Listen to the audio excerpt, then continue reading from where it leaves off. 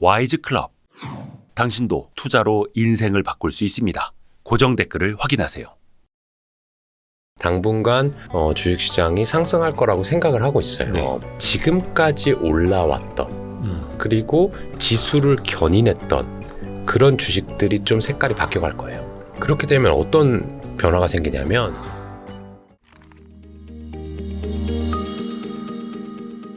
아니 오늘 컨디션도 안 좋으신데 와주셔서 너무 감사드립니다. 아니, 컨디션이 네. 지금은 좋고요. 네. 다시 안 좋아질까 봐 나이가 먹은지라 네. 이 관리하는 게 중요하다는 것을 아이고, 지난주에 맞습니다. 깨닫고 네. 조금 텐션을 낮춰서 있는 거고요. 네. 몸은 아주 좋습니다. 아, 네. 오늘 약간 김현준 대표님의 텐션이 좀 낮더라도 네, 이해해 주세요. 그게 컨디션 문제 때문에. 네네 그렇습니다. 예, 지난주에 좀 병원 좀 다녀오셨어요. 네 맞아요. 아 맞다. 아, 이거 참 이거 드려야 돼. 아, 네. 아 감사합니다. 영광입니다. 아 제가 샀었어야 되는데 네. 이거 제가 그 후배 예. 언론인께서 네네네. 페이스북에 서평 쓴 걸 봤습니다. 아, 네. 요거를 읽으면 네. 이 여의도 선수들이 어떤 거는 진짜로 얘기하는 거고 아, 어떤 건 아닌 거고 하는 것을 예. 다룬 첫 번째 책이다. 아, 네네네. 꼭 읽어봐요. 네. 이 업계에 대해서 막 이렇게 쓴 책이 네. 아직까지는 없던 걸로 알고 있는데. 네, 그냥- 아 근데 네. 이렇게 쓰면은 네. 너무 속살을 하시면 이 금융투자업자들이 손가락질 하지 않습니까? 그래서 조금 제도권 계시는 분들 조금 불편하실 수도 있고, 네, 조금 그렇기는 한데 그래도 네. 아셔야 되니까. 그러니까 저는 그거예요. 아, 개인 투자자들이 네, 알아야 되니까. 일단은 그냥 알고 판단을 하자. 아, 그게 뭐 이렇게 불법이나 이런 것도 아니고. 겁이 납니다. 네네네. 왜냐면 이쪽 업계에 계신 분들은 어떻게 수익을 내고 어떻게 돈을 아, 벌고 네. 개인 투자자들과 어떤 이해관계가 있는지 그렇죠. 이런 거. 네. 아니 그 제가 알기로는 네. 더 퍼블릭 자산운용의 그 사명 취지도 그런 걸로 알고 있는데 더 퍼블릭 그렇죠. 그죠? 대중을 그렇죠. 위해서 네. 많은 사람들을 위해서 하겠다. 네. 그리고 저하고 공동 창업자가 성격이 솔직한 편이에요. 아, 네네. 네. 직선적인 편이고 숨기는 걸 되게 답답해하는 편이라서 네. 보통은 웬만한 거 다 얘기하긴 하는데 네. 그래도 이제 사업자이기 때문에 아, 숨기는 부분도 있죠. 네. 하지만 네. 이 여의도 선수들의 비밀에는 네. 더 속속들이 나와 있다고 하니까 와이스트리트도 보시고 네네네. 책도 읽어보시고 아유, 고맙습니다. 궁금한 게 있으시면 네. 저한테 댓글이나 DM 남기시면 사실인지 아닌지 제가 확인 정도 해드리겠습니다. 아유, 고맙습니다. 고맙습니다. 우리 김현준 대표님이 반년 만에 나오셨습니다. 그렇게 1월에 됐어요. 아 진짜 깜짝 놀랐어요. 저희가 그때 북토크 갔던 게 3월이었고 그러니까요. 시간이 요즘 뭐 그냥 반년은 금방 갑니다. 네. 제가 지금 이 네. 윤정부의 수혜를 받아서 예. 마지막 30대가 되었거든요. 아, 만 나이로? 네. 오. 근데 그것도 이제 얼마 남지 않았습니다. 내년 6월이면 진짜 돌이킬 수 없는 4자로 가거든요. 네네네. 그래서 제가 다짐을 했어요, 개인적으로. 네. 저한테 마지막 주어진 1년이다. 내 나이 30대는 이제 11개월밖에 없다. 네. 이 11개월을 나는 누구보다 열심히 살겠다. 오. 누구보다. 오. 네. 더 비지스트. 네. 네. 그런 각오를 가지고 네. 살고 있고요. 네, 주식도 열심히 하고 이런 기회가 있으면 또 열심히 가열차게 출연도 하고 저녁에는 책도 읽고 책도 쓰고 그렇게 살려고 마음 먹고 있습니다. 아니, 안 그래도 원래 열심히 하셨었는데. 아니에요. 더 열심히 계속 열심히 해야 돼요. 계속 열심히 해야 되고 네. 어제보다 오늘 더 열심히 살아야 되고요. 작년보다 올해가 좀 더 열심히 살아야지만 네네네. 사람이 발전이 있고 그렇지 않으면 좀 좀이 쑤시는 편입니다. 투자 공부하시는 분들도 좀 같이 좀 느끼시면 좋을 것 같은데 일단 올해 2023년 상반기 시장 한번 좀 복귀해보면 좋을 것 같은데 네. 시장이 어떻게 보면 굉장히 좀 뜨거웠죠. 그렇죠. 엄청 우리나라 주식시장이요. 네. 저희 회사는 이제 글로벌 투자를 하다 보니까 전 세계 지수 또는 전 세계 시장 흐름을 안 볼래야 안 볼 수가 없거든요. 근데 여러분들 사실 되게 기분 좋아하셔야 돼요. 지금 그래요? 코스피가 제가 알기로 원래 1등 찍었다가 지금 2등 정도로 전 세계 지수. 글로벌 증시. 네. 코스닥까지 포함하면 코스닥은 지금 압도적인 1등입니다. 네. 전 세계에서 이렇게 많이 오른 지수가 없어요. 그러니까 너무너무 뜨거웠죠. 네. 그것은 이제 사실이고요. 네. 근데 또 저희도 일부 그런 면이 없지 않고 보시는 분들도 그런 분들도 있으실 텐데 네. 야 지수가 이렇게 20-30%씩 올랐다고 하는데 네. 내 계좌는 왜 안 올랐지? 왜 내가 들고 있는 거는 하나도 안 오르고 뭐 떨어지기도 하고 심지어 네. 이랬을까라고 하는 어떻게 보면 심리적으로 되게 어려운 양극화가 되게 강력했던 그런 시장으로 기억이 납니다. 맞습니다. 또 올라갈 때는 또 상대적인 박탈감 많이 느끼고. 그러니까 사실 사람의 눈에는 가장 많이 오른 업종, 많이 오른 섹터, 주식이 눈에 띄니까요. 그렇죠. 어떤 거는 벌써 더블이 났고 막. 그리고 내가 그 주식을 분명히 뭔가 네. 미리 들었었거나 네. 매매를 하려고 했거나 봤는데. 아니면 샀다가 네. 한방 올랐을 때 팔았던 경우도 분명히 많으셨을 거기 때문에 제 얘기인가요? 저 얘기예요. 다 그렇지 않나요? 거의 누구나. 네. 안 그런 사람만 근데 또 보여요. 야 누가 얼마를 벌었대더라. 그렇죠. 이 하우스는 뭐 상반기에 몇십 %를 했대더라. 나는 왜 안 됐지? 하는 그게 네. 오랜만에 여러분들과 공감합니다 제가. 그래요? 네. 근데 항상 올라갈 때도 그렇고 뭐 지수랑 비교 당하고 가장 네. 잘한 투자자랑 비교되고 네. 어쩔 수 없는 것 같아요. 투자자의 숙명이. 그렇습니다. 예, 어렵습니다. 그래서 어렵습니다. 근데 지금 요즘에 보면 한 2,200에서 2,650까지 가열차게 오른 다음에 코스피 기준으로 그렇죠. 좀 조정을 받고 있습니다. 근데 또 이게 맞아요. 한 100포인트, 150포인트 정도의 조정인데 네. 계좌에 찍히는 걸 보면은 네. 또 휘황청합니다. 네. 네. 약간 그 즈음에서 뭐 속된 말로 이제 리밸런싱 좀 한다고 이제 좀 건드렸다가 네. 네. 가장 최근에 담은 종목들은 훅훅 빠지고. 예, 시퍼렇게 돼 있고. 네. 네. 제 얘기예요? 여러분 아니에요? 제 얘기라니까요. 공감하시는 분들 계시지 않을까? 그런 현상을 좀 어떻게 보세요? 네. 근데 이게 지수와 그 경기 전망과도 저는 연관이 있는 것 같아요. 네. 근데 사실 제가 이제 1월에 나왔다고 네. 하셨잖아요. 그때 그런 질문이 있었는지 없었는지 사실 잘 기억은 안 네네. 나는데 그 즈음에 만약에 누군가 저한테 주식시장이나 경제 전망을 물어봤다면 네. 와이스트리트에서 아마 다뤘을 거고요. 네네네. 그랬다면 저는 좋을 거다라고 말씀드렸을 거예요. 맞아요. 주식시장이 되게 안 좋아 보이고 경기 침체의 그림자가 되게 가까워 있고 뭐 스태그플레이션이라고 들어보지도 못한 그런 단어들도 많이 익숙해졌던 네. 그런 시기였을 거예요. 맞아요. 근데 저는 오를 겁니다. 음. 경기 침체가 반드시 오겠지만 원래 왔던 거고 경기 침체가 올 쯤 되면 주식시장의 바닥은 시작됩니다. 네. 라고 얘기했거든요. 맞아요. 그 얘기가 이제 6개월 지났어요. 어쨌든 주식시장은 올랐기 때문에 많이 벌었든 못 벌었든 제 전망은 크게 틀리진 않은 것 같아요. 네. 그럼 지금 시점에서 어떨 거냐? 지금 시점에서 여러분들이 못 번 사람들은 왜 나는 안 올랐지? 왜 내 건 안 되지? 하신 분들 계실 거고요. 네. 좀 버신 분들은 이제 좀 정리를 좀 슬쩍 해볼까? 이거 속된 말로 데드캣 바운스 아니야?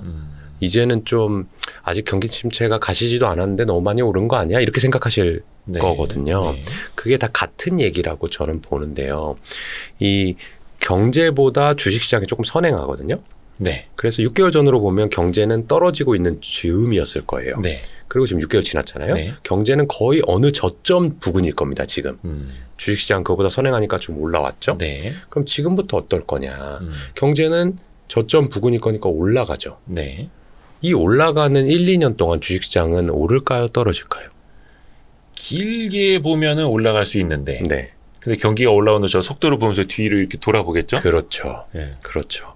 올라갑니다. 예. 당분간 꽤 오랜 기간 저는 주식시장이 상승할 거라고 생각을 하고 있어요. 네. 그런데 지금 여러분들이 보고 있는 바로 그 시장의 스타일이랑 결부되는 것이 지금까지 올라왔던 그리고 지수를 견인했던 그런 주식들이 좀 색깔이 바뀌어갈 거예요.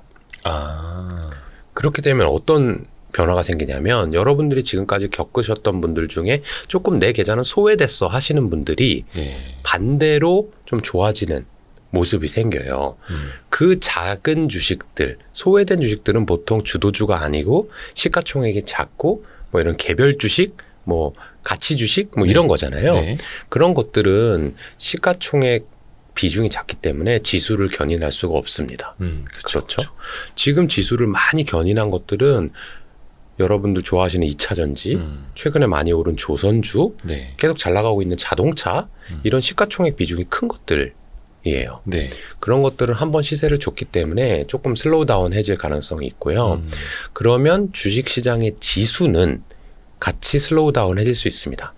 하지만 우상향하는 모습은 보일 거라고 보고요. 네. 그러면 그 와중에 지금까지 소외되었던 조금 오르지 않았던 또는 시가총액의 비중이 작았던 주식들은 시세를 내기 시작할 겁니다. 네. 그래서 조금 정리하자면 지금부터는 경기는 계속해서 좋아진다. 주식시장은 우상향하지만 올해 상반기만큼 가파르진 않을 거다. 그리고 오르는 주식이나 섹터를 봤을 때는 상반기에 좋았던 것보다는 상반기에 조금 쉬었던 것 위주로 찾아보자. 그게 제가 생각하는 이 과거 6개월의 뷰이기도 하고 지금 시기에 저의 주식시장에 대한 생각입니다. 근데 약간 그 얘기를 다시 곱씹어 보면 네. 막 저 무거운 조선 같은 것도 50% 이상 올랐고 네. 자동차도 엄청 올랐고 지금이라도 해서 멀쩡히 잘 갖고 있던 거 수익 안 나는 거 다 정리하고 네네. 저기 지금 배가 지금 날아가고 있잖아. 네네. 저기 비행기 만들지도 몰라 저 조선. 그거 막 담고 하면은 오히려 거꾸로 물릴 수도 있다라는 뜻일까요? 물릴 것까지는 없지만 아까 네. 그 말씀하셨잖아요. 한 100포인트 정도 조정이었다. 네네네. 그러니까 큰 비중은 아닌 거죠. 2700에서 100이라고 하면은 사실 10%도 안 되는 네. 수준, 5%에서 10% 사이니까 그 정도의 움직임 정도일 거라서 내가 지금 조선이나 자동차로 갈아타면 크게 물리나? 그렇지는 않을 것이다. 네. 그런데 둘 중에 하나를 골라달라. 지금 물린 거 가지고 있을까요? 아니면 올해 가장 잘 나간 섹터로 불탈까요? 네. 따라갈까요? 하면 저는 전자. 아. 조금 소외됐던 게 시세가 더 날 확률이 높다. 그런 생각을 갖고 있어요. 그냥 기다려라. 그런 게 더 나을 겁니다. 6개월 단위로 봤을 때. 근데 물론 그게 뭘 갖고 어떻게 기다리느냐가 중요한 거라서. 그럼요. 그렇죠. 그러니까 그게 여러분들이 이제 갖고 있는 주식이 이익도 잘 못 내고 네. 이 산업이나 시장 트렌드에도 전혀 동떨어져 있고 근데 여러분들만 그냥 좋게 생각한다든지 아니면 이게 PER, PBR이 너무 낮은데 이 정도면 괜찮은 거 아니야? 라고 하면 그 괜찮다고 하는 게 시간이 길어질 수 있어요. 언젠간 오를 수 있죠. 근데 6개월, 1년 텀에는 안 오를 수도 있고요. 또 하나는 제가 이렇게 경기를 말씀드리는 건 이 순환 주기가 계속 반복될 거다라고 하는 대전제 안에 있거든요. 네. 그럼 그 대전제 안에서 보면 여러분들이 가진 주식이 과연 지금 경기에 맞는 거냐? 경기의 순환 초입에 오르는 산업이냐, 네. 중반에 오르는 산업이냐, 후반까지 기다려야지만 그 산업이 그때서야 오르는 산업이냐라고 보면 그거를 잘 가려내야 되고요. 그러니까 다시 정리를 해보자면 내가 소외된 주식을 갖고 있으니까 기다리면 오른댔어. 라고 생각하실 때 조심해야 될 거. 네. 아주 잡주는 당연히 안 되는 거고요. 네. 돈 못 버는 애들 안 되는 그쵸. 거고요. 근데 PER, PBR이 낮다는 이유만으로 가져가는 거는 조금 무리수가 있다. 그쵸. 그리고 또 하나 이게 경기 선행 업종이냐, 동행 업종이냐, 후행 업종이냐를 한번 보고 네. 지금은 경기가 돌아서는 초입이니까 가능하면 경기 후행되는 예를 들면은 뭐 음식료라든지 네. 아니면 고용 경기랑 관련이 돼 있다든지 이런 거는 조금 뒤에 봐도 되지 않겠냐. 급하지 않다. 상대적으로. 아하. 네, 그런 정도로 분류를 해보면 속가내기가 가능하지 않을까요? 경기 초반, 중반, 후반 언제 오르는 산업인지 그 산업의 성격 네. 정도는 본인이 알고 있어야 된다. 특히 그렇습니다. 본인의 포트에 담겨 있는 종목이라면. 그렇죠. 그 지난 1월에 그러니까 연초여서 특히나 제가 많이 여쭤봤던 걸로 기억을 하는데 그때 당시에는 두 가지 이야기해 주셨던 게 생각이 나요. 네. 경기 민감주가 그렇죠. 좋을 거다. 네. 경기 회복 초입이니까. 네. 근데 어떻게 보면 뭐 자동차도 그렇고 네. 반도체, 조선도 다 거기 이제 포함이 되는 거죠. 그렇죠. 네. 그리고 1월에 출연하셨을 당시에 현금 비중이 20%가 있는데 네. 더 퍼블릭 자산운용에 네. 근데 그걸 상반기 중에 다 쓰고 싶다고 하셨어요. 맞아요. 다 사고 싶다고. 네. 혹시 그렇게 하셨나요? 다 못 샀습니다, 아직. 그래요? 여전히 20%예요. 오, 그래요? 근데 아무것도 안 한 건 아니고요. 네. 주식을 판 것도 있고 그만큼 다시 채운 것도 있고 네. 해서 20%가 아직 유지가 되고 있고요. 여전히 이거를 주식을 더 사야 된다라고 하는 스탠스는 가지고 있는데 저희가 조금 느린 편이라 제가 생각하고 그때 말씀드린 것보다는 집행을 못한 편이고요. 사실 집행을 했다면 좀 더 벌었을 것 같은데 네, 네. 후회되는 면도 있죠. 근데 사실 자산운용사에서 주식 100%, 현금 네. 0% 이거는 거의 불가능하지 않나요? 네, 보통 뭐 한 5% 내외를 꾸준히 유지하시는 게 일반적인 것 같아요. 네. 운용사에서. 근데 네. 저희는 좀 더 많이 가져가고 있는 편이고요. 네. 그래서 상대적으로 이제 고객분들이 힐난을 많이 하시죠. 주식시장이 올라가는데 네네. 왜 현금을 이만큼이나 들고 있느냐. 현금을 어쨌든 뭐라도 사면 네. 좀 낫지 않겠느냐. 네. 이렇게 말씀도 많이 하시는데 저희는 사실 사업한 지가 네. 6개월, 1년, 2년 된 게 아니라 훨씬 더 길단 말이죠. 네. 근데 그렇기 때문에 오르는 장, 내리는 장, 올라가는데 우리가 더 많이 했던 때 또는 덜 떨어졌던 때, 못 네. 따라갔던 때 네. 또는 주식시장이 안 좋을 때 우리가 더 많이 떨어진 때, 좀 덜 떨어진 때 뭐 이런 걸 다 겪어봤단 말이에요.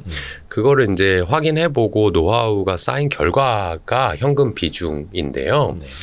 지금 이제 고객분들이나 이렇게 잠재적으로 저희를 보시는 분들이 왜 현금을 이렇게 많이 가지고 있지? 이걸 사면 더 낫지 않을까라고 이제 조급하는 마음은 이해합니다. 근데 주식시장이 떨어지잖아요. 네. 떨어질 때는 그거보다 훨씬 더 많은 고통을 겪으세요, 고객분들이. 그렇죠. 그러니까 예를 들어서 현금을 항상 안 가지고 있다. 주식 100으로 평생 가는 것하고 네. 주식 80, 현금 20으로 평생 가면서 이 업턴과 다운턴을 다 경험해 보면 네. 고객들이 장기 투자하는데 더 용이한 것은 어느 정도 현금을 가지고 있는 게 낫더라라는 거죠. 그래서 올라갈 때 좀 덜 따라가더라도 떨어질 때 우리는 덜 떨어지겠다. 라고 하는 생각을 가지고 여전히 현금을 좀 가지고 있는 편입니다. 근데 이게 운용사에서는 그 현금 비중 조절이 잘 되는데 네. 개인 투자자분들 못 참지 않습니까? 네, 네. 이게 MTS 안에 있으면 이게 현금이 예수금을 아깝죠. 쓰라고 있는 거지. 예수금을 사라고 있는 거지. 이거 어디? 네. 항상 잔액, 네, 전체 네. 매수, 네네. 전액 매수 하지 않습니까? 네네. 제 얘기예요? 예. 그거를 네. 현금 비중을 그렇게 정확히 관리하시는 분들 물론 이제 전문 투자자들 중에서는 네네. 소수점 단위까지 관리하시는 분도 계시거든요. 네네. 근데 일반인들한테 정말 힘든 일 아닌가요? 힘든 일이죠. 네. 저도 예수금은 0이에요. 어떤 개인 계좌요. 개인. 그 네. 무슨 소리냐? 네. 회사랑 다르게 하네? 네. 이렇게 생각하실 수 있는데 네. 그게 아니고 약간의 팁을 드리자면 네. 저도 MTS 안에 예수금이 있으면 네. 불안합니다. 내가 예를 들어서 주식을 아무것도 안 갖고 있으면 모르지. 네. 근데 A라는 주식을 이미 갖고 있는데 네. 오를 거라고 생각해서 갖고 있는 거잖아요. 근데 예수금 이만큼 갖고 있는다? 그럴 바에는 A 주식 더 사지라는 생각이 들어요. 불현듯 들어요. 그렇죠. 그래서 저는 MTS에 주식을 안 넣습니다. 아니 돈을 안 넣어요. 빼놔요. 은행 계좌로 다 빼놓습니다. 은행 계좌로 웬만하면 빼놓고요. 아마 여러분들도 그럴 거예요. 내가 예수금이 없다. 네. 나는 주식을 다 산다라고 하시는 분들도 네. 반드시 은행 계좌는 또 따로 있으실 거고요. 생활비 계좌도 있을 거고 월급 계좌. 적금도 있을 거고 마이너스 통장이라든지 신용대출을 만들어 놓은 것도 분명히 있을 거란 말이에요. 그걸 다 넣었다는 개념은 별로 없어요. 근데 그거를 꼭 쥐어짜가지고 돈 생길 때마다 오늘 이번 달에 20만 원 남았네? 20만 원 예수금 집어넣어. 바로 내일 매수. 이렇게 하지 마시고 네. 내가 정말 꼭 이걸 사고 싶은가 이만큼 사고 싶은가 할 때만 그쪽에 넘겨서 사고요. 저는 그 정도의 주식이 아니거나 또는 내가 주식을 샀는데 어느 정도 올라서 처음 살 때와 비교했을 때 이거 안전마진이 좀 부족한 것 같은데? 라고 생각을 하면 아예 안 사고 다음 프레시한 주식이 나올 때까지 은행 잔고에 많이 놔두고요. 네. 저는 제가 가용할 수 있는 현금이 지금 전체 주식에 들어가 있는 것보다 더 많아요. 그러니까 개인 계좌로는 현금 유동성이 50%가 넘는다는 얘기죠. 그냥 은행 계좌나 이런 네, 쪽으로. 네. 그런데 그거를 같은 주식 계좌에 놓으면은 결국 또 이제 손이 근질거려서 사게 되니 아예 빼놓는. 맞습니다. 그것도 하나의 방법이겠네요. 네. 아까도 잠깐 지수에 대해서도 좀 이야기를 했습니다만 지금 지수로 보면은 한 2,600 위아래 왔다 갔다 하면서 네. 근데 돌아보면은 저기 한 2,100포인트대에서 올라온 거랑 네. 과거에 3,000, 3,300 레코드 하이 찍었을 때랑 그 중간 어디 께 있지 않습니까? 그렇죠. 애매한 거죠. 그리고 또 이게 기업별로 보면은 네. 어떤 사람들 이제 증시가 많이 빠졌을 때는 정말 싼 주식이 널려 있다라고 표현하고, 맞아요. 근데 막 3천 넘었을 때는 야, 싼 게 안 보인다, 네. 살만한 게 안 보인다라고도 또 이야기를 네, 합니다. 네. 가치 투자자들은. 네. 지금은 네. 싼 주식이 많이 보입니까? 아니면 살 게 많이 안 보입니까? 싼 주식이 여전히 많이 보여요. 아, 그래요? 네. 아까 이제 쏠림 현상 뭐 이런 얘기 좀 드렸었는데 네. 오르는 거가 많이 올랐고 그 특정 업종의 시가총액이 많은 지수를 견인하다 보니까 네. 안 오른 것들도 여전히 많고요. 좀 시간지평을 넓혀서 말씀하셨던 이제 3,000대 한 2021년 이때로 돌아가 보면은 그때 내가 이 주식을 샀다면 PER 몇 배에 샀을까? 네. 근데 지금은 몇 배냐 이런 걸 비교를 해보면 더 퍼블릭 자산운용은 약간 쉽게 얘기하면 퀄리티 주식을 사거든요. 네. 기업이 비즈니스 모델이 좋고 경쟁 우위가 강력한 기업들을 좋아합니다. 네. 그렇기 때문에 PER이 막 3배, 4배, 5배 이렇게 단자리로 낮은 주식은 거의 매매를 안 하고요. 아하. 보통은 저희가 좋아하는 주식들은 의미 있게 프리미엄을 받을 수 있는 업종인 경우가 많은데 그런 것들이 3천 시대 팬데믹 시절 이때는 보통 30배 이렇게들 많이 받았고요. 네. 근데 지금은 그런 비슷한 업종들이 10배에서 15배 사이로 거래되는 회사들이 되게 많아요. 그래서 저는 그런 회사들이 그러면 성장성이 급격하게 격화되었냐? 전혀 그렇지 않다. 네. 여전히 경쟁력은 유지가 되고 있는 회사들이 있더라. 그래서 저희는 지금 10배에서 15배 정도 사이 되는 기업들을 여전히 많이 보고 있고요. 골라야 되는 상황이에요. 이런 거 하나밖에 없으니까 이거밖에 살 게 없겠다. 무조건 사자. 이런 개념이 아니라 얘도 있고 얘도 있고 얘도 있고 얘도 PER 30배였는데 10배 됐네? 얘 50배였는데 20배 받고 있네? 그러면 다 비교를 해보자. 라고 해서 저는 아직까지는 주식 살 게 꽤 있는 편이다. 이렇게 보입니다. 5배에서 10배가 아니라 10배에서 15배. 그것도 과거에 한 30배까지 갔던 것들은 말 그대로 네. 퀄리티 주식. 네. 해자가 있어서 그러니까 훌륭한 기업이라는 거죠. 훌륭한 기업을 제값 주고 사는 네. 그런 느낌으로. 그런 편입니다. 근데 그런 것들이 한 2년 전에 비해서 조금 더 디스카운트가 되어 있을 때. 네. 그때 샀다면 아찔해요. 그때도 그 회사가 좋은 회사들인 경우 많았거든요. 네. 예를 들면은 뭐 미국에 있는 회사들 중에 뭐 인터넷 기업들, 네. 뭐 플랫폼 기업들, 네. 뭐 지금도 좋은 회사, 그때도 좋은 회사, 훌륭한 경제 해자를 여전히 갖고 있었죠. 네. 근데 그때는 말하자면 PER로 하면 3, 40배, 뭐 PER이 전혀 안 나오는 적자 기업도 많았고요. 네. 근데도 주가는 10배씩, 20배씩 올랐다가 지금 보면 그런 주식들이 뭐 적게는 5분의 1 토막, 많게는 10분의 1 토막, 20분의 1 토막 났단 말이에요. 그래서 그때 내가 이 주식을 샀다면 그때는 계속 오르기만 했단 말이죠. 네. 그래서 저희도 많이 흔들렸어요. 공부도 많이 했어요. 네.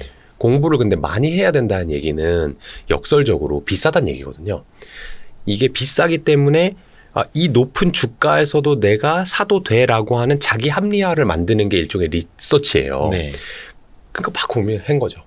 근데 다행히도 그렇게 비싼 주식은 안 샀고요. 그러니까 지금 이제 돌아보면 내가 그렇게 많이 연구하지 않아도 되는데 네. 얘 PER 15배야? 근데 3년 후에 이익이 2배 늘어날 게 너무 눈에 보이는데 그럼 3년 후에 7배가 되는 거잖아요. 네. 그러면 그때는 3년 동안 만약에 주가가 안 올랐다면 가치주이면서 성장주인 그런 매우 좋은 타이밍일 수도 있는 거죠. 근데 그거는 대전제가 이 성장률이 훼손되지 않는다라는 전제 하에 그렇죠. 그런 거죠. 그렇죠.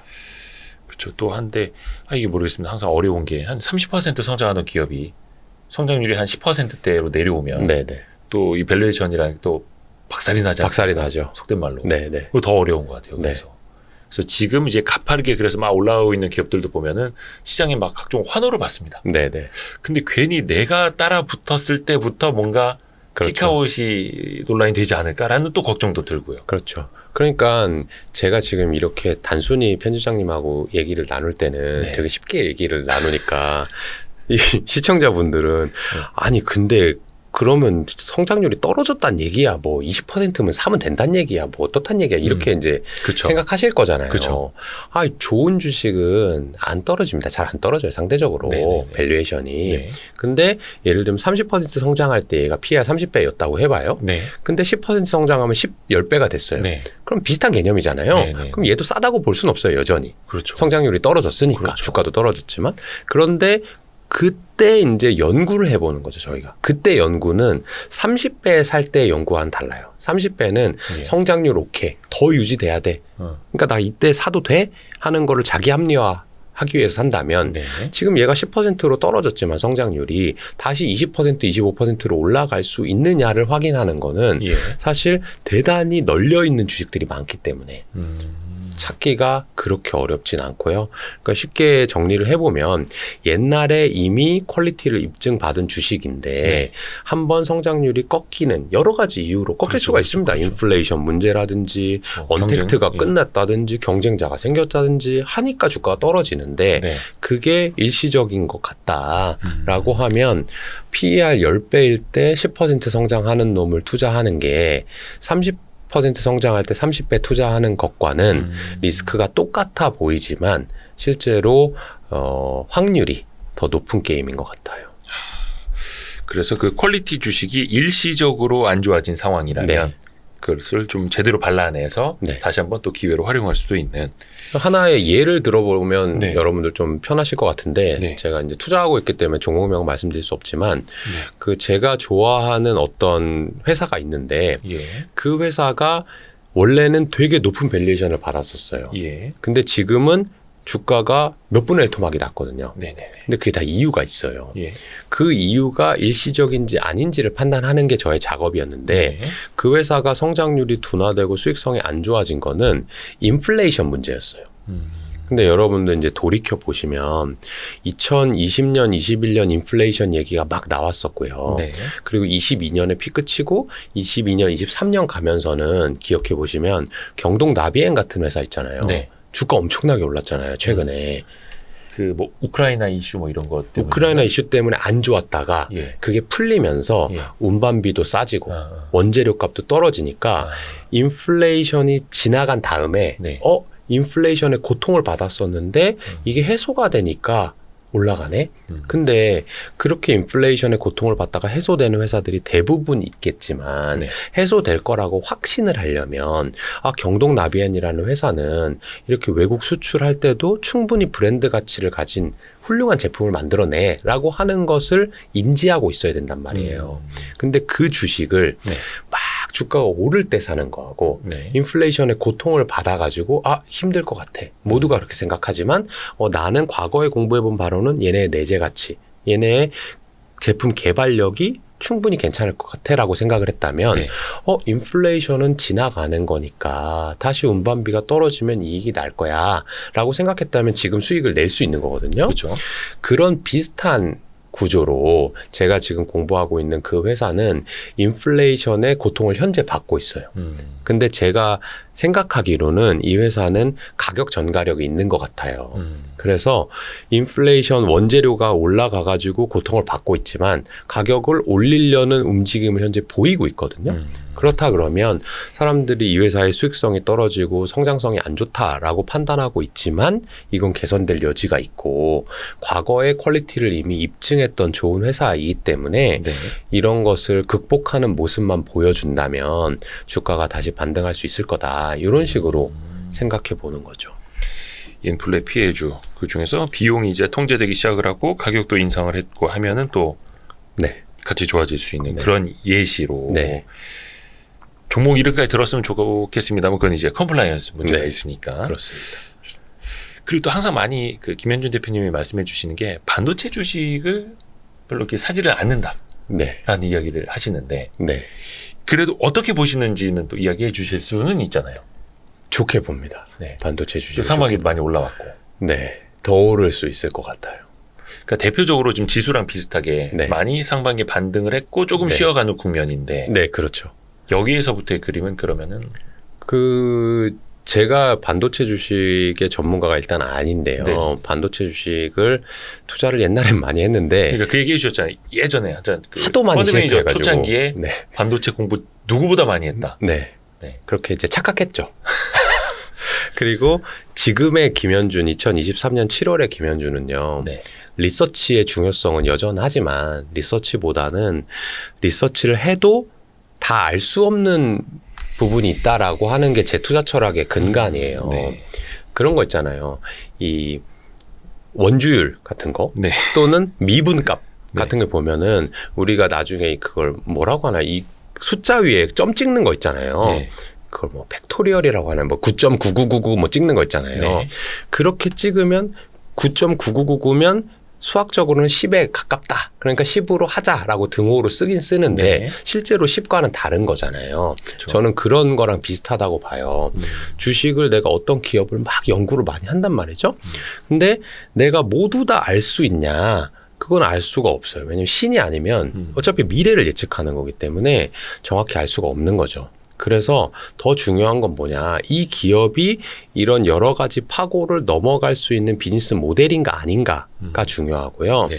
모르는 영역이 여전히 남기 때문에 내가 아무리 열심히 해도. 그래서 열심히 하는 것보다는 겸손하고 초연해져서 주식을 싸게 사야 된다.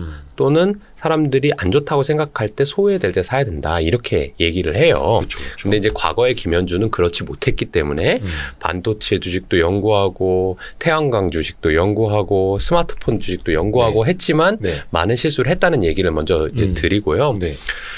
반도체 주식의 그러면은 근간이 뭐냐, 비즈니스 모델이 뭐냐. 네. 수요는 계속해서 올라가는데 그 수요를 예측해서 생산을 하기가 되게 어렵다는 거예요. 왜냐하면 공장을 건설하는데 수년이 걸리고요. 수조, 수십조가 들어가기 때문에 네. 물론 세계의 석학들이 연구해가지고 앞으로 반도체 이만큼 쓰일 거야. 그러니까 이만큼 설비 투자를 해보자라고 하지만 네. 그래도 틀릴 수밖에 없어요. 리드 타임이라는 게 길기 때문에. 네. 그러니까 결국에는 수요가 아무리 증가를 해도 이거는 공급 사이클의 비즈니스다. 그러면 지금 공급을 많이 할 수 있는 때냐 아니면 공급하기가 어려운 때냐라고 생각을 해보면 삼성전자 이번에 뭐 6천억 흑자 났다고 그래요? 네. 네. 네, 너무너무 큰 숫자지만 마이너스 99% 정도 된대요. 네. 정말 미미한 거죠. 네, 보면 그러니까 돈을 거의 삼성전자에는. 못 번 거죠. 네.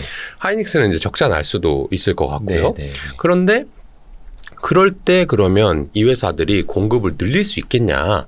돈을 많이 못 버는데 어떻게 공급을 많이 늘립니까? 회사의 곳간이 좀 차야 사람도 뽑고 이 본사도 넓히고 하는 거잖아요. 그러니까 지금은 공급하기가 어렵다. 여전히 어렵다. 네. 주가는 올랐으나 그러면 반도체 가격이 수요는 꾸준히 오를 거니까 반도체 가격이 점점 오르게 될 거고 이 비즈니스 모델은 반도체 가격과 연동하기 때문에 주가가 저는 아직도 반도체 가격 오를 여지가 충분히 남았고 그러니까 주가도 오를 여지가 충분히 남았다. 이렇게 생각을 하고요. 그게 맞는지 틀리는지는 사실 제가 담보하기가 어려운 업종이긴 합니다. 그다음에 그 긍정적으로 보고 계시는. 네, 아주 긍정적으로 봅니다. 다만 리서치를 해도 다 알 수 없는 것들이 있기 때문에 네. 더 퍼블릭 자산운용 같은 경우에는 조금 더 확실한 거. 그러려고 하고요. 네. 근데 또 반도체를 앞으로도 안 한다? 라고 얘기하진 그건 아니죠. 않고요. 네네네. 최근에도 반도체 업종 검토했습니다. 반도체 주식을 좀 이렇게 들여다봤고요. 네. 근데 그 주식은 조금 리스크가 있는 것 같아서 투자하진 않았는데 저희는 이렇게 어느 분야에 성역은 없다라는 자세를 견지하려고 해요. 좋습니다. 보통 그 한 10개 안팎 종목에 좀 집중 투자하시는 걸로 네. 유명하잖아요. 네, 지금도 그런가요? 그렇습니다. 변함없이. 네. 이건 앞으로도 변하지 않는 거예요? 아니면은? 지금까지는 변함이 없을 거라고 생각하고 있어요. 네. 종목을 늘린다 해서 네. 수익률이 올라가거나 변동성이 줄어들거나 또는 손실 위험이 축소되거나 하지 않을 것 같거든요. 네. 현재까지로는. 그래서 종목이 많이 늘어날 일은 없을 것 같고요.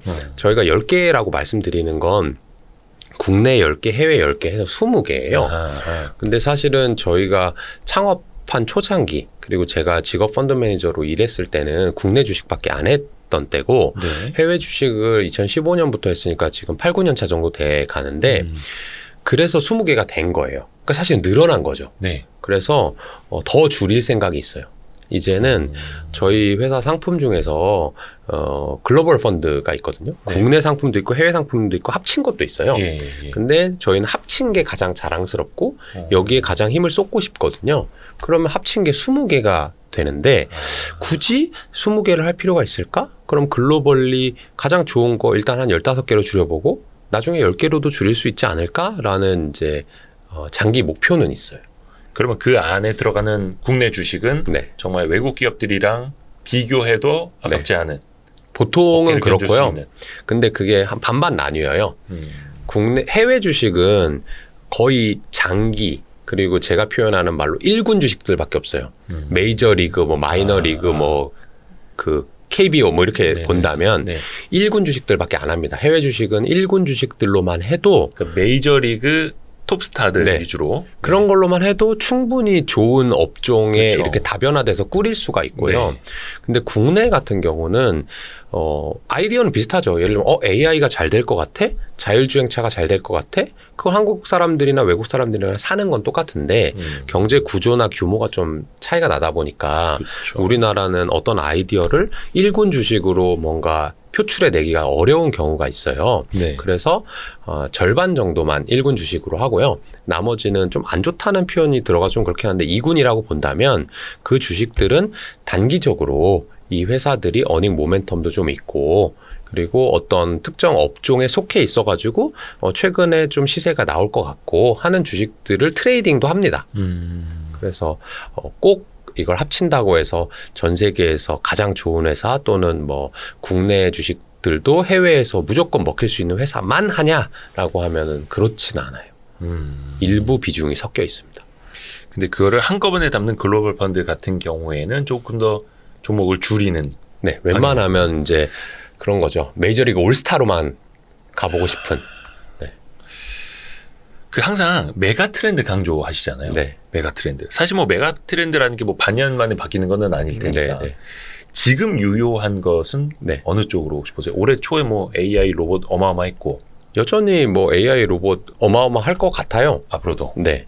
근데 그게 국내에 정말 대단한 관련주가 있냐라고 하면 사실 잘 모르겠고요. 국내에서는 갸우뚱. 국내 상장 주식 중에서는 네. 조금 그런 생각이 들고요. 해외에서는 저희 AI 관련주도 투자를 하고 있고요. 그다음에 반려동물 관련 주식을 예전에 갖고 있다고 말씀드렸을 네. 것 같은데 네. 하나 더 추가했습니다. 그러니까 저희는 이 업종이 되게 좋아 보이는 거죠. 네. 전반적으로 반려동물에 대해서 이 보호자가 생각하는 이 인지하는 정도가 네. 예전에는 그냥 집 지키는 놈이었다가 그냥 애완용 귀엽다 하다가 이제는 가족과 진배 없는 그렇죠. 그게 어떻게 보면 1인 가구와도 막 연관이 돼가고 있고요. 그런 회사들도 지금 투자를 하고 있고요. 그리고 여전히 확실하다고 볼 수는 없지만 미용기기 회사들은 이게 리오프닝 때문에 그런 건지 아닌지 긴가민가 할 정도로 세요. 미용기기는 국내요? 네, 국내. 네. 해외도 있지만 국내도. 네. 네. 국내, 해외 모두 다 잘 되고 있거든요. 그래서 대부분의 업종들은 리오프닝이 한번 시세를 주고 나서는 예. 좀 실적의 기울기가 꺾이는 모습들을 많이 보이고 있는데 이 미용기기는 정말 이거 뭔가 특별한 변화가 있나 싶을 정도로 전 세계적으로 잘 되고 있고요. 또 최근에는 아직 사진 않았습니다만 K푸드. K푸드가 이 K엔터의 길을 따라서 네. K엔터가 힘들게 그 도로를 닦았지 않습니까? 네네네. 제가 참 아주 최근에 본 인상 깊었던 인터넷 그림이 뭐가 있냐면 이 트와이스가 미국 콘서트를 했더라고요. 네. 근데 이 박진영 씨하고 예. 이제 JYP는 예전에 그런 얘기 있었잖아요. 원더걸스를 네네네. 미국에만 안 돌렸어도 예. 얘네가 국내에서 엄청났을 것이다. 너무 안타깝다. 이런 얘기 했잖아요. 네. 근데 그 사람이 얼마나 그게 하고 싶었으면 그렇게 하다가 결국에는 일궈냈잖아요. 네. 그러면 그 힘들게 일궈낸 곳을 따라갈 만한 놈들은 뭘까? 그러면 제 생각에는 K푸드도 한 몫을 할 수 있을 것 같거든요. 그런 것도 좀 큰 트렌드가 될 수 있지 않나 그런 정도 생각을 해보고 있고요. 근데 그 K푸드 같은 경우에는 앞에서 잠깐 이야기하신 거랑 오버랩이 되는 게 인플레이션 피해. 네. 원자재 가격이 너무 많이 올라서 피해가 네네. 있었고 근데 그 이후에 단가 또 많이 올렸었고 그렇죠. 근데 또 뭐 역풍도 좀 맞았죠. 최근에 뭐 네. 대통령이나 막 정부가 나서서 네. 뭐 라면값까지도 이제 내려라 막 이렇게 그렇죠. 했었고 그리고 조금 혼란스러운 거예요. 네. 특히 푸드도 아니 미국이나 해외 진출을 M&A도 하면서 가장 열심히 나섰던 회사는 주가가 막 엄청나게 작살나고 있고 네. 그렇죠. 그렇죠. 이게 너무 달라져요. 네네 맞아요. 그래서 이걸 참 어떤 기준으로 푸드를 좀 가려서 봐야 되나. 푸드는 어렵잖아요. 사실 국내에서는 투자할 만한 기업이 별로 없는 것 같고요. 예. 네, 해외에는 여전히 있는 것 같아요. K푸드가 해외에 있어요? K푸드도 해외에 있어요. 예? K 이게 약간 뭐 미국산 김치 이런 느낌. 네, 그런 느낌이죠. 그래서 뭐지? 그 우리나라 음식을 외국에 파는 회사가 네. 해외 주식 시장에 상장이 돼 있습니다. 아 그래요? 네. 몰랐네. 그런 회사들도 있고요. 네네. 그리고 이제 국내 주식 같은 경우는 말씀하신 대로 저희도 되게 어려워요. 예, 근데 그렇다고 해서 그걸 안 하냐 그런 건 아니고 K푸드가 큰 트렌드일 것 같으니까 고민은 해보고 있는데 저희도 아직 결론을 못 내렸어요. 이게 인플레이션의 피해를 받다가 예. 좀 해소되긴 했잖아요. 네. 근데 그 해소된 건 이미 한풀 지나간 것 같거든요. 그건 거의 작년 얘기예요. 네. 그 음식료주가 상대적으로 방어를 한 건. 음. 근데 주가가 오른 건 아니었죠. 장이 막 작년에 많이 떨어질 때 아니었습니까? 좀 덜 떨어졌던 것 뿐이었고요. 그리고 아까 말씀드렸던 경기 사이클로 보면 네. 음식료가 사실 후행하게 되고요. 그러니까 지금 이 K푸드를 가지고 내가 어떤 주식을 샀을 때 이 오히려 역풍을 맞는 이런 부분들이 많을 것 같아서 좀 고민을 하고 있고요. 근데 아직 사지 않았으니까 말씀을 드려보면 삼양식품 같은 주식은요. 네. 가격을 내렸다 하지만 네. 이 해외 불닭볶음면 가격은 내리지 않았고요. 네. 그리고 뭐 후행한다라고 하기에는 워낙 해외 매출 비중이 높잖아요. 네. 그러니까 여러분들께서 K푸드에 공감을 하고 그게 불닭볶음면도 하나의 아이템이 될 수 있겠다라고 한다면 그렇게 몇 가지를 회피해 나가는 거죠. 정부의 가격 인하에서도 한풀 벗겨나 있고요.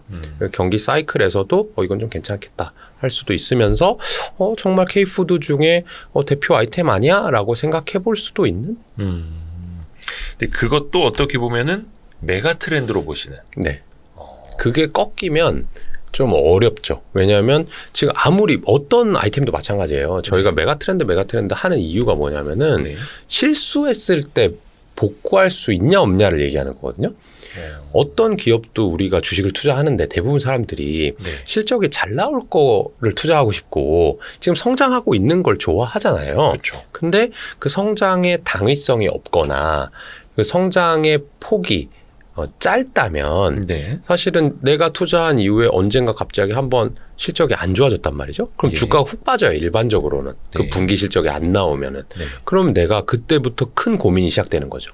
사고 나서 실적이 항상 올라가기만 하면 고민이 없을 거예요. 그렇죠. 근데 한번 툭 빠져 주가가 떨어졌어요. 그럼 이제 고민이 시작되는 거예요.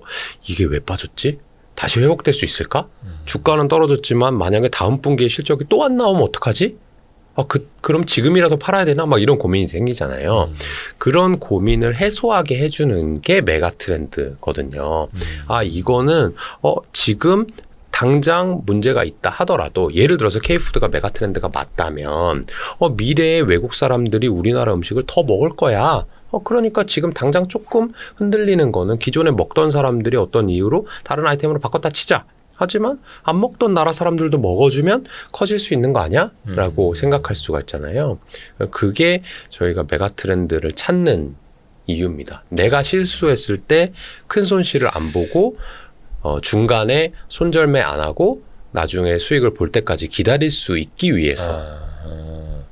그러니까 내가 실수를 해도 조금 비싸게 사도 기다리면 만회가 되니까. 그렇습니다. 계속해서 성장이 나오니까. 네. 아하. 좋습니다. 근데 약간 미용기기도 그렇고 아까 정말 올해 엄청나게 올랐다라고 표현을 네, 해주셨는데 정말 몇 배 그렇죠. 오른 스타 그렇죠. 주식들도 중소형 미용기기 의류주 그 미용기기 주 중에서 나왔고 그렇죠. 혹시 그런 생각은 안 해보셨어요? K-팝도 몇 배 올랐고 네. 미용기기 말할 것도 없고 뭐 덴탈도 많이 올랐고. 덴탈도 그렇고 네. 약간 이쯤에서는 네. 조금 비싸 보인다라는 생각은 안 해봤어요. 들어요. 네. 그래서 저는 덴탈도 매매를 했고요. 예. K-팝도 매매를 했고요. 네. 그리고 미용기기도 매매를 했어요. 예.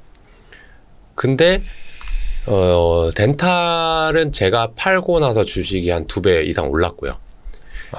K-팝은 2배까지는 아니지만 한 30에서 50% 더 올랐던 것 같아요. 그 예전에 그래서 뭐 덴티움이나 JYP 투자 사례도 네. 얘기해 주셨었잖아요. 네네. 그렇죠. 그리고 이제 미용기기도 매매를 하기도 했고 아직도 갖고 있는 미용기기도 있거든요. 근데 비싸죠. 그냥 딱 보면 비쌉니다. 네.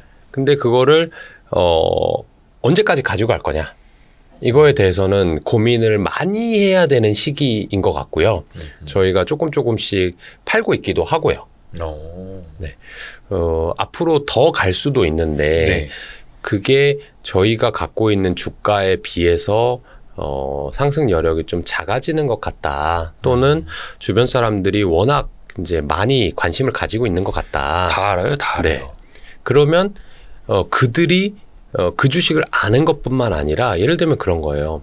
어떤 일을 하다가 제가 그 주식에 대해서 공부를 하려고 뭐 검색을 해봤단 말이에요. 네. 근데 뭐 블로그가 나와요. 네이버 블로그가 나오는데 개인 투자자신 것 같은데 제가 모르는 내용 이미 많이 알고 있는 거예요. 네네네. 그렇게 맞아요. 되면 아무리 메가 트렌드고 아무리 이 회사가 비즈니스 모델이 좋다 하더라도 어떤 문제가 생겼을 때 주가가 오르는 쪽이든 내리는 쪽이든 나의 의사결정이 그 사람의 의사결정보다는 더 잘못될 가능성이 높잖아요. 그런 게 저는 되게 두려운 편이고요.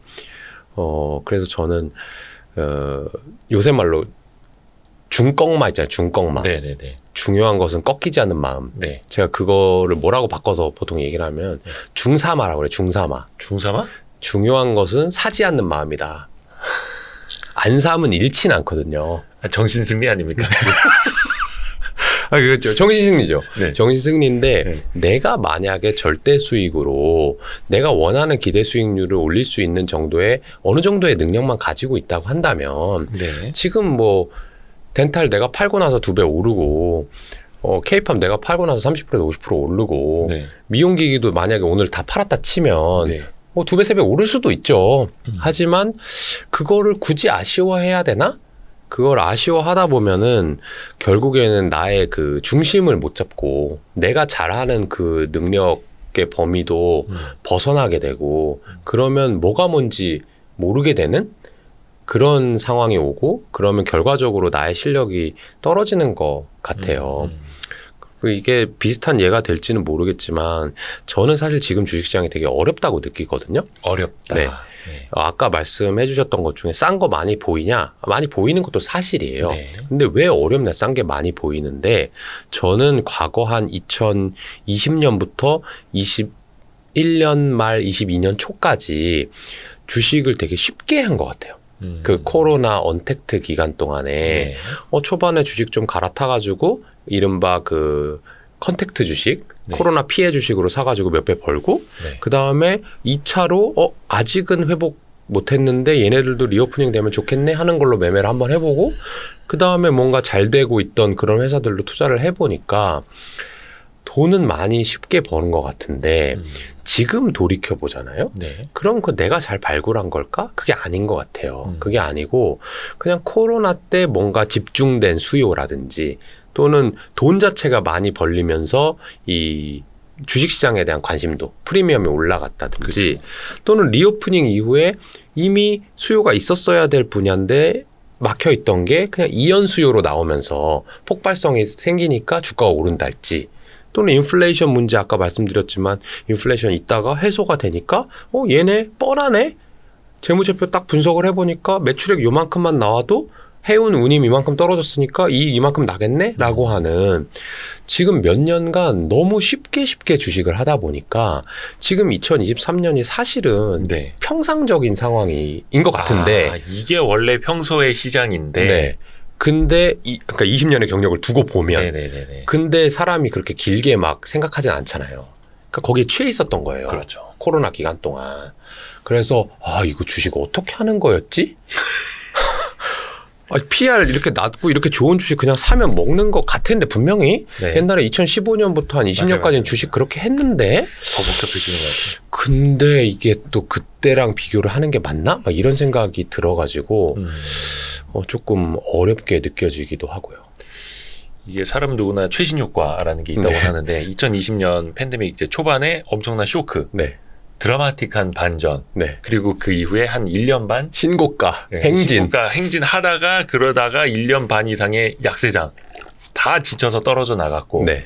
그러니까 그 왜 휴먼 인덱스라고도 뭐 그냥 농담반 진담반 이야기하는 거 보면 떠난 사람 10명 중에 이제 한 2명 정도 돌아온 것 같다. 그렇죠. 그렇죠. 라는 말씀도 좀 하시는 것 같고 근데 지수는 바닥과 저 고점 그 중간 어디께에 있고 네. 종목별로 또 차별화 네. 어떤 거는 신고가 어떤 거는 쩔어 있고 막 난이도가 그래서 제가 느껴도 되게 좀 어려운 것 같아요. 원래 맞아요. 근데 원래 어려운 게 또 원래 어려운 거였어요. 네네. 근데 우리가 쉽게 해온 거야. 네.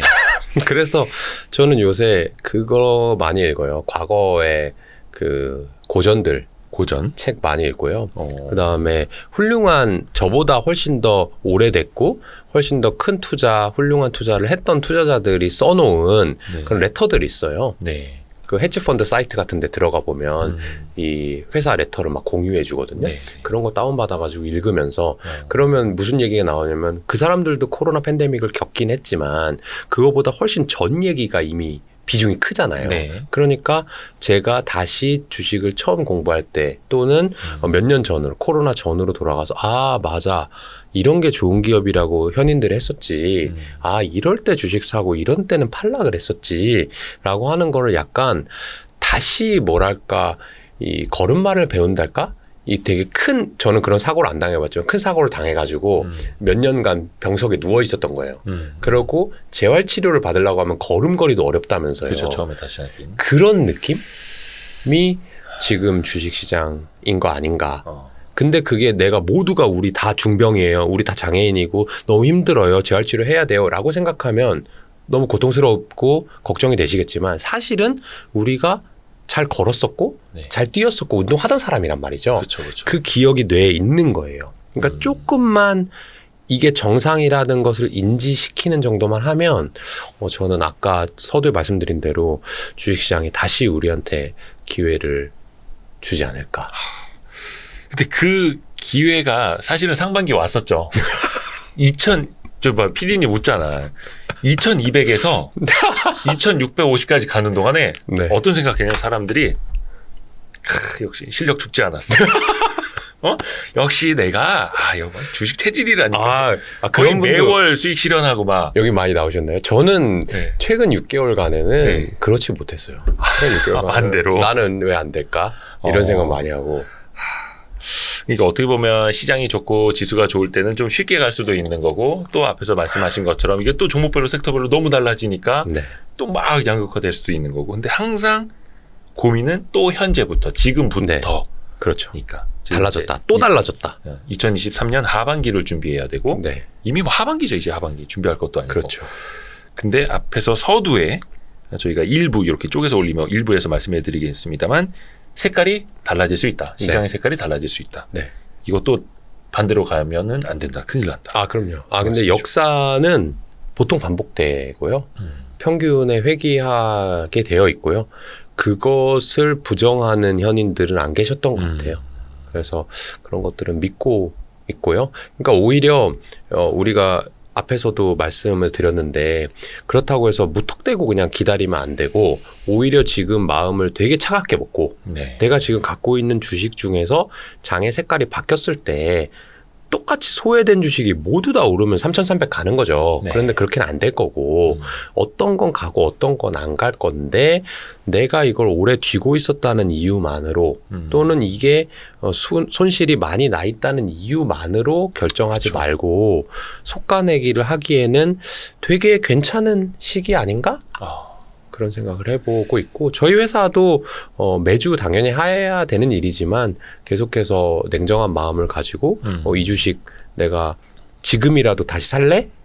이 주식 좋은 주식인가? 라고 생각했을 때 아니오가 나오는 주식들은 과감하게 잘라내고 또 현재 기점에서 리프레시된 주식으로 변화해서 넣고 있습니다. 그 아까 고전을 읽는다고 네. 하셨는데 혹시 지금 시점에서 추천해 주실 만한 고전? 지금 책 어떤 중에 거 있을까요? 예, 뭐 책 중에 제가 항상 읽는 책은 위대한 기업에 투자하라. 필립 피셔. 네, 필립 피셔 항상 책. 읽어요? 그러니까 항상 갖고 다녀요. 아, 성경책처럼. 네, 지금도 지금 백팩에 여기 없는데 이 방에 없는데 백팩에 들어 있어요. 아니 그 몇 번 읽으셨을 때 그걸 왜 자꾸 갖고 다녀요? 그게 다시 읽으면 달라요. 오. 이 고전의 장점은 그분들은 다 겪은 거잖아요. 예. 다 겪고 다 해봤잖아요. 네. 근데 저희는 항상 고민이 많잖아요. 네. 근데 그 고민이 똑같은 고민이 아니라 조금씩 바뀌잖아요. 네. 그러면 내가 고민이 있어야 그들이 응답을 해주거든요. 네. 약간 갑자기 종교적으로 가는 느낌인데. 아니, 근데 약간 그런 거 아닙니까? 이렇게 항상 책 이렇게 끼고 네. 다니시면서 네. 형제님, 자매님 고전을 읽으십시오. 아, 네네. 위대한 기업에 투자하셔야 됩니다. 아, 정말이에요. 이거 아니에요? 정말 그래야 되고. 네. 근데 내가 아무것도 모르고 질문도 없어. 네. 그런 거 있어요. 저도 이 일반 투자자분들이나 연락이 많이 오거든요. 네. 뭐 이곳저곳 루트를 통해서. 그러면 저한테 이렇게 물어보는 사람도 있어요. 저 주식 잘하려면 어떻게 해야 돼요? 라든지 예. 저 펀드 매니저 되려면 어떻게 해야 돼요? 저 네. 부자 되려면 어떻게 해야 돼요? 이러면 답해줄 수가 없어요. 어디서부터 답을 해야 되는지. 그렇죠. 예. 근데 어떤 분이 나는 이러이러한 커리어를 쌓았는데 이러이러한 시도를 해봤고 지금 현재 상황과 나의 정체성은 이런데 이러이러한 걸 해봐도 될까요? 라든지 이렇게 물어보면 대답하기가 편하잖아요. 그렇죠. 그러니까 필립 피셔 선생님은 돌아가셨지만 그 책도 저한테 응답을 해줄 때 내가 어떤 질문을 던지냐에 따라서 읽히는 글귀가 다르고요. 오. 같은 글귀도 나한테 얘기해주는 내용이 달라요. ChatGPT처럼요. 거의 그런 내용이죠. 그러게요. 그가 이렇게 챗 GPT는 쭉쭉쭉 하면서 텍스트를 써주잖아요. 네네네. 근데 필립 피셔 선생님이 이미 책에 써놨잖아요. 예. 그게 사실은 챗 GPT가 앞으로 뭔가 학습해야 될 투자 관련된 내용이라면 그게 이미 다 정리가 돼 있는 거예요. 근데 우리가 거기다 챗 GPT에 물어볼 필요가 없고 내가 질문을 가진 상태에서 그 책을 한번 쭉 통독을 해보면 아 맞아 이 관점에서는 이분이 나한테 이런 답을 주는구나 라고 알게 돼요. 아, 읽을 때마다 달라지는구나. 네. 위대한 기업에 투자하라 이것도 굉장히 좋은 책입니다, 여러분. 그래서 약간 저도 요즘에 최근에 책이 나와서 네. 그 무슨 문고 이렇게 순위 보지 않습니까? 아, 네네. 보죠, 경제 보죠. 경영 순위 보죠. 보면은 상단에 고인물들이 많아요. 맞아요. 안 내려와. 네, 피터 린치 뭐 이런 거는 한 상위 10위 내에 30년째 있는 거예요. 그러니까 필립 피셔도 있고 네. 저기 뭐 벤자민 그레이엄이 그렇죠. 아직도 계십니다. 거기 그렇죠. 그분이 지금 한 거의 70년째 그 맞아요. 랭킹이. 그러니까 거기를 빼고 생각해야죠. 네. 우리는 그 밑부터 세면 돼요. 네. 아, 그래서 근데 이런 고전이 좋습니다. 네. 아, 제 책도 고전이 돼야 되는데. 그럼요. 지난번에 북토크 저희가 한번 네. 촬영 갔었잖아요. 네. 3월에. 근데 그때 해주셨던 말씀 중에 진짜 확 와닿는 거 저희가 쇼츠로도 만들었었거든요. 보셨는지 모르겠지만. 쇼츠는 못 봤어요. 아, 예. 그 당시 아마 SM 네네. 공개 매수권 가지고 아마 어. 빗대서 말씀해 주셨을 텐데 네네. 사놓고 기도를 하는 투자는 결국 망하게 돼 있다. 아, 그렇죠. 그렇죠. 그 이야기를 해주신 게 네네. 저도 확 와닿는 거예요. 네네. 저도 기도 많이 하거든요. 네네. 형제님, 자매님 같이 기도합시다. 맞아요. 계속 막 많이 들여다보면 오를 것 같아요. 네. 제발. 이렇게 새로 고침 한번 이렇게 튕기면은 오를 것 같은 느낌. 근데 기도하는 투자는 망하게 돼 있다. 이게 어떤 네. 이야기인지 한 번만 더 강조를 좀 해주세요. 아, 네. 이게 그때랑 또 지금이랑 조금 업그레이드 됐을 거예요. 왜냐하면 저는 아직 어린 사람이고 네. 계속해서 투자를 고도화시켜 나가야 되는 입장에 있거든요. 네. 근데 최근에 그런 생각을 더 많이 하게 되는데요. 우리 이제 가치 투자자들이 아주 초기에는요. 네. PER, PBR 낮은 걸 사요. 이게 싸다고 생각을 해서요. 네. 근데 조금 이제 공부를 하게 되고 산전수전 겪으신 분들은 지금 PER, PBR은 의미가 없구나라는 걸 언젠가 깨닫게 되거든요. 예, 그래서 미래에 얘네가 어느 정도 될 거야. 그래서 이거를 계산해 보자. 그거 대비 싸면 투자를 해야지 라고 생각하시는 경우가 있어요. 네. 그게 이제 얼마 전까지의 저라고도 볼 수가 있습니다. 그러면 이런 사람들을 어떻게 생각을 하게 되냐면 어떤 큰 움직임, 산업의 움직임이 있으면 일단은 이렇게 팔짱 끼고 지켜봐요. 네. 너네는 투기적이니까 그거 막 그냥 사겠지 뭐 AI 투자해. 하지만 나는 그런 사람 아니니까 지켜보다가 정말 뭔가 큰 조류가 된 것 같아. 네. 하면 이제 막 열심히 계산하기 시작합니다. 네네네. 리서치도 하고 막 데이터도 뽑아보고 몇 달 동안 해가지고 미래는 이럴 거야. 확실해. 네. 이 내재 가치는 이만큼일 거야 라고 생각을 하면서 예. 투자를 처음에 집행할 때는 되게 기분이 좋아요. 예. 이놈들 이거 모르네. 앞으로 이 산업이 이만큼 될 건데 나는 다 계산해놨지롱 하고 이제 투자를 시작합니다. 네네네. 근데 보통은 시장 참여자가 맞아요. 그럼 주가가 이제 줄 떨어지기 시작하는 거죠. 네. 그리고 고난의 인고의 세월을 거쳐요. 네. 그 다음에 올라가면 좋은데 안 올라가는 경우가 더 많고요. 그동안 저는 기도를 하는 거예요. 야, 내가 계산해놨는데 최소한 이 정도 가치는 돼야 되는데 근데 그게 잘 안 돼요. 그렇죠. 뭐 계획대로 되나요? 이거를 줄여야 돼요. 이 실수를 줄여야 되는데 실수를 줄이고. 이 실수를 기도를 하지 말고 줄일 수 있는 방법론을 두 가지를 말씀을 드려보면 네. 한 가지는요. 비즈니스 모델이 정말 확실한 거 있어요. 확실한 이렇게 될 수밖에 없는 거. 네. 그런 거는 투자를 해도 돼요. 네, 예를 들어서 최근에 이제 인기 있는 업종 중에 저도 공부를 하고 있는데 실제로 유망한 것 같기도 합니다. 네. 풍력 발전, 네. 해상 풍력 뭐 이런 거 있다 말이죠. 그러면 그 발전 사업이라고 하는 거는 국가 정책 사업이고 네. 되게 긴 텀을 두고 연구를 한단 말이에요. 그렇죠. 그래서 풍력 발전 자료 같은 거 보면 2030년, 40년, 50년 이렇게 나와 있어요. 네. 그러면서 지금의 발전 비중이 이렇게 올라갈 거야. 그러니까 지금 되게 싼 거야. 네. 라고 생각하면 투자한단 말이에요. 네.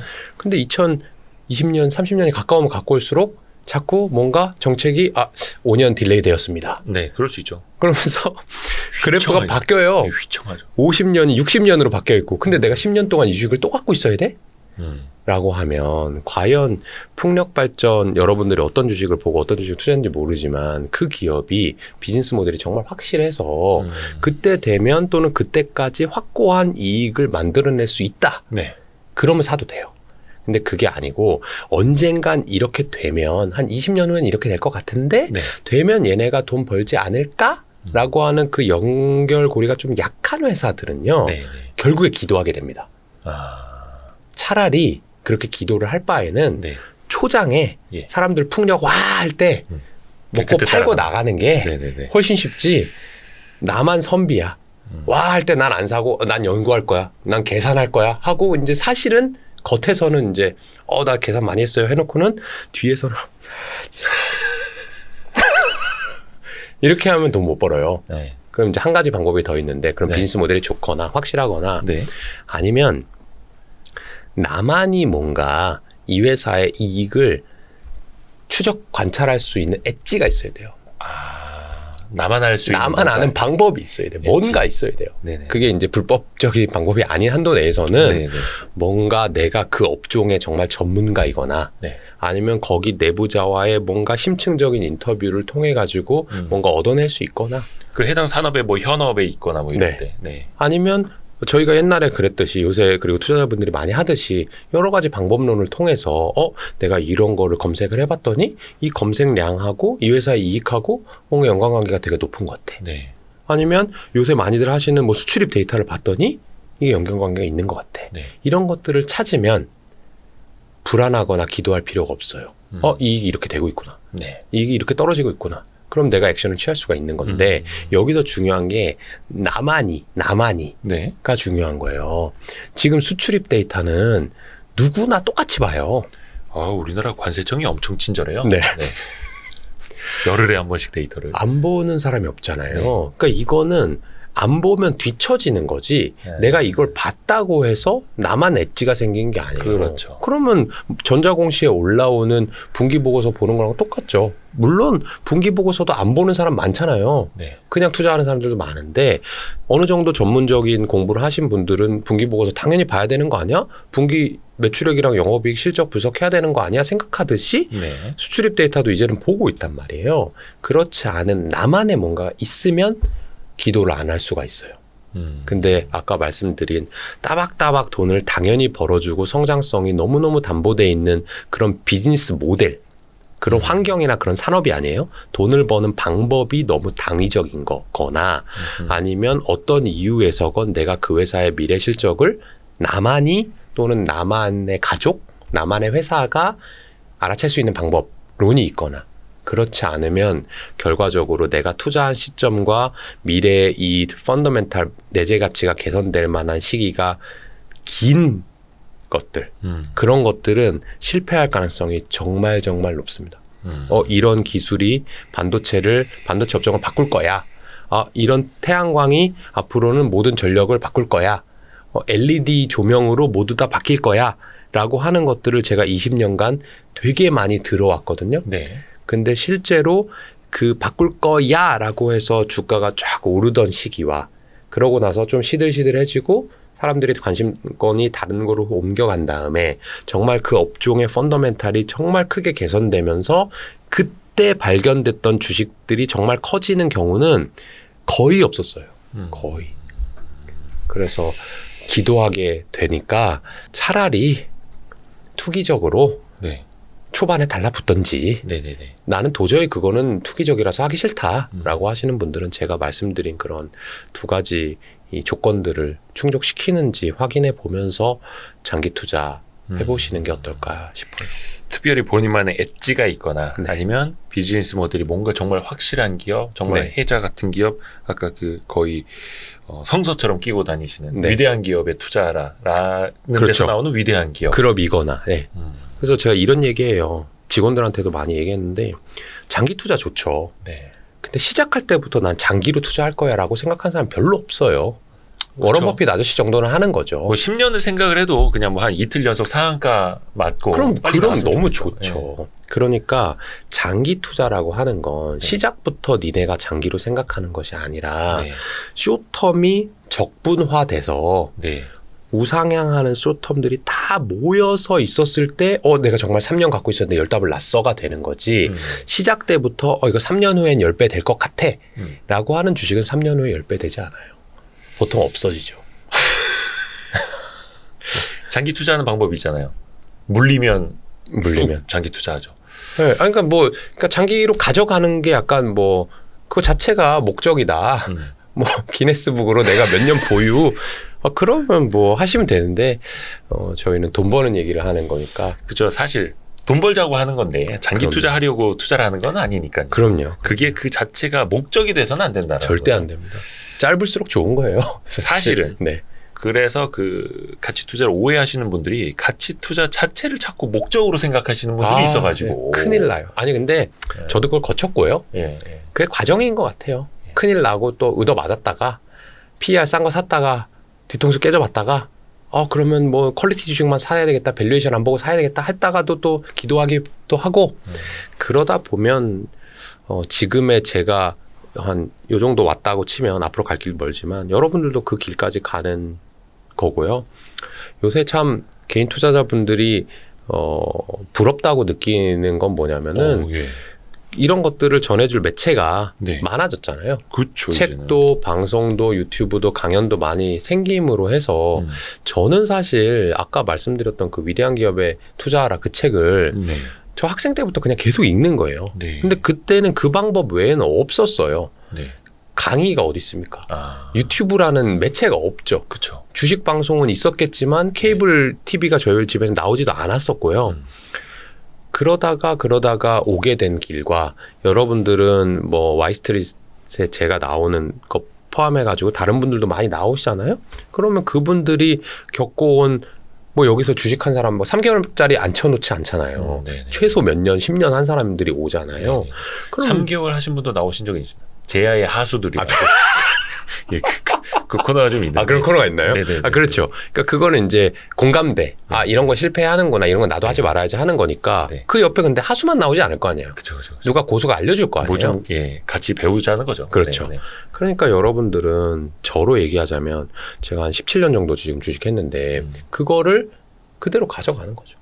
그대로 가져가서 김현준이 17년 동안 시행착오 한 거를 내가 그래도 한 1년 내로 줄일 수 있다면 여러분들은 저보다 16년 빠르게 저의 수익률, 저의 자산을 달성할 수 있는 거죠.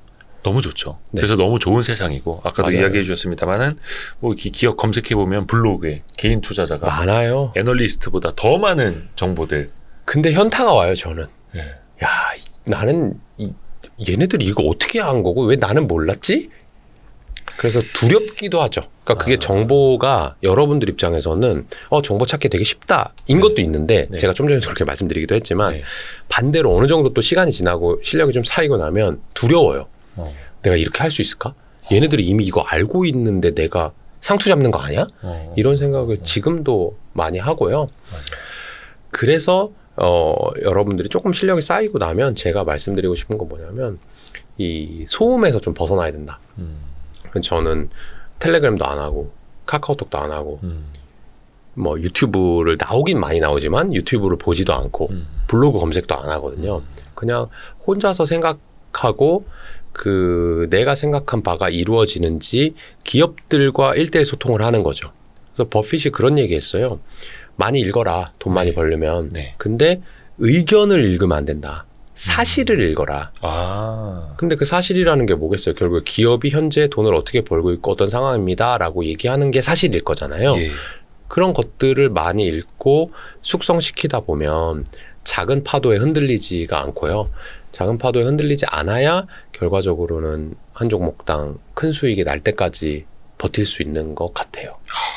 그래서 지금은 많은 공부를 하시고 정보도 많이 얻으셔야겠지만 또 본인이 스스로 공부할 정도가 되면 나의 투자관이 생기고 나면 그때는 또 우직하게 여의도라든지 어디 주변의 소음에 휩쓸리지 않고 투자를 할 수 있는 그렇게 되면 고수가 된대요. 네. 그리고 또 겸손의 말씀을 많이 읽어라. 근데 의견을 읽지 말고 사실을 읽어라. 네. 맞습니다. 그냥 저 사람이 좋다고 했으니까 저 그러면 안 사람이 되죠. 나아질 거라고 했으니까가 아니라 네. 김현준 대표가 좋다고 했는데 네. 그럼 나는 한번 어떻게 봐야 될까? 그렇죠. 라고 본인의 주관, 본인의 의견, 본인의 생각, 그렇죠. 본인의 관점 그게 모여서 자신만의 엣지가 맞아요. 되는 거죠. 맞아요. 실수를 줄이는 두 가지 방법 중에 하나 바로 그거였습니다.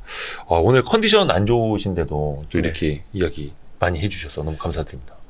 여러분들 참 이대호 편집장님을 직접 뵈서 얘기를 나누면 컨디션이 나와요. 막 뽑아내나요? 네, 뽑아내. 사실 성에 좀 안 찹니다.